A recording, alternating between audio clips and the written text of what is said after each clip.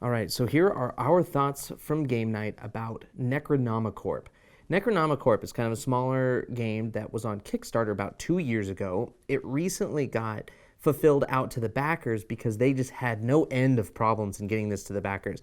Most backers were very understanding, and the game came, and it's a fine game. It's a fantastic game. We all knew what we were getting into, but I did want to talk about setup and how setup can impact whether or not you end up playing a game very much. And in this case, the setup, we knew that the setup would take some time. We knew that setup would include building this little tower, which is kind of a fun little way to incorporate verticality into your game. If you're a game designer and you want something that has table presence, has people going, wait a minute, what is that you're playing? I want to take a look at that. This was one way they wanted to do that, and I applaud them for it. Furthermore, the ultimate end of this game has you experiencing cards from lower levels in the higher levels. So first of all, we take a boss. I just actually drew this ahead of time and put it up there, but there's all kinds of different bosses that you can put up at the top, at the very top, and then you're supposed to take the level 1 monsters. There's a lot here. All of the, loot rooms, and then all of the empty rooms. These just have some flavor text on them. They're funny. Actually, the whole game is actually quite hilarious. And then we shuffle them together. So the issue really is, how many times are you supposed to shuffle? And I went online to look it up, and it's pretty common consensus that you're supposed to shuffle 7 times. So 7 times per instance of shuffling. Now, I know that you don't have to shuffle 7 times, and there may be better ways to shuffle, but I'm doing riffle shuffle, which I hope a lot of people aren't going, you're ruining your cards by riffle shuffling, but I'm not the kind of person that necessarily sleeves everything. So at least I think this is shuffle number 5. I'm just going to take the time to shuffle 7 times and just kind of show you what it looks like. Also, by the way, if you riffle shuffle and don't bridge, learn to bridge, because if you don't, you're actually going to bend your cards like crazy the wrong direction. So that should be 7 times.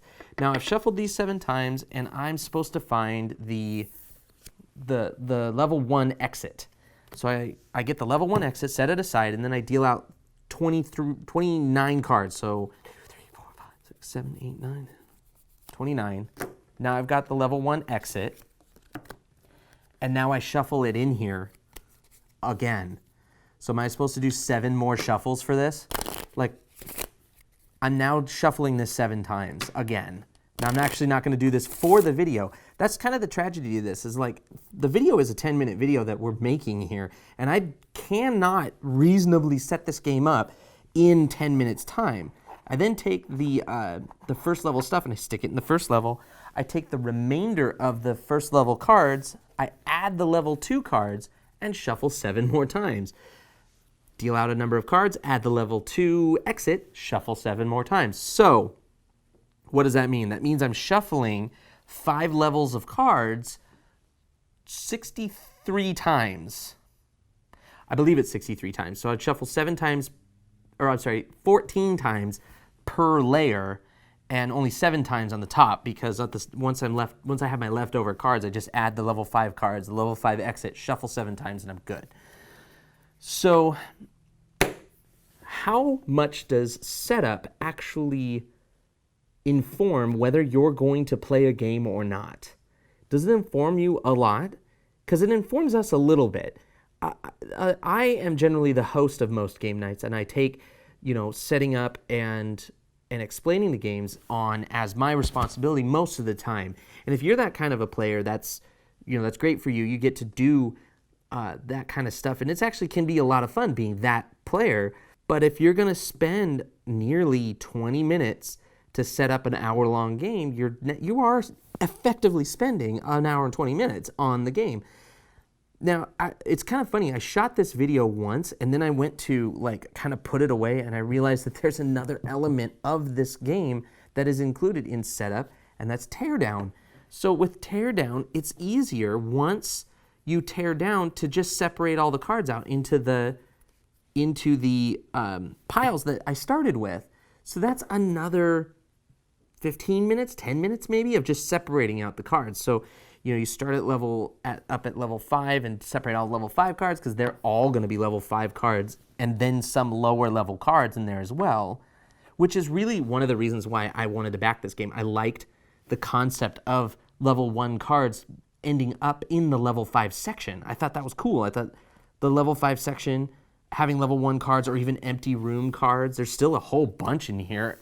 In the level 2, what I'm going to draw from is almost entirely empty cards. Oh no, there's a lot of monsters in there too. So, and I haven't actually shuffled now that I'm looking at it. So it's not a small amount of new cards that are going into the level 2, which is cool. And I love it. That's another part of your game design is, can you get this level of verticality, cool shuffling of the monsters? And I don't mean the physical shuffling. I mean the fact that I can have level 2 monsters in the level 5 area without this insane setup. I've seen some games that have just crazy, insane setup, and they're good games, Axis and Allies, but I don't want to play them because they take an hour just to set up. And then you end up either just not playing, or you only end up playing for the remaining 2 hours that you set aside for game night, and who's cleaning that up? Because it's going to take another hour for cleanup.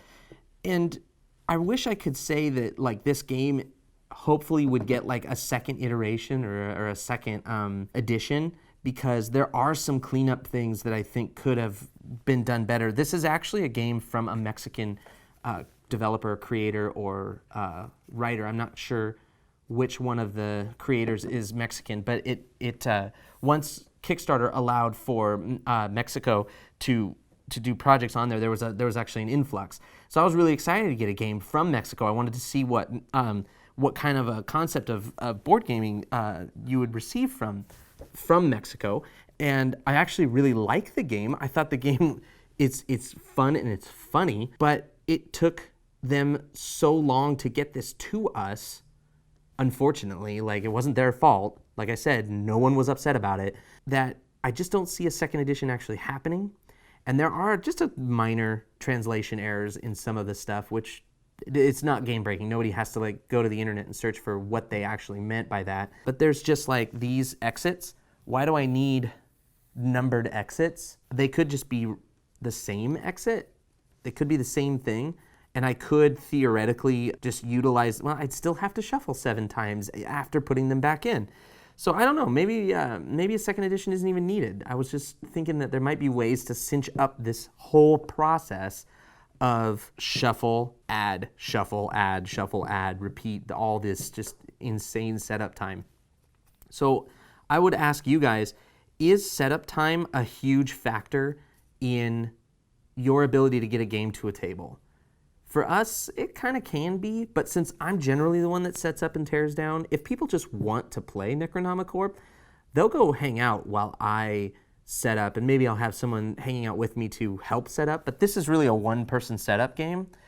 I'm the one shuffling stuff. There's no need for me to hand this off. It's just, I shuffle, I deal them out, and I take what's left, and I shuffle again. So having help isn't gonna be helpful. So yeah, let us know what you think, but those were our thoughts from last game night. And thank you for watching. If you liked this video and you'd want to see more, you can hit the subscribe button. It's right down there. Make sure you hit the bell icon so you can be alerted to our next videos. We're going to be doing, hopefully, a whole lot of these, so stay tuned.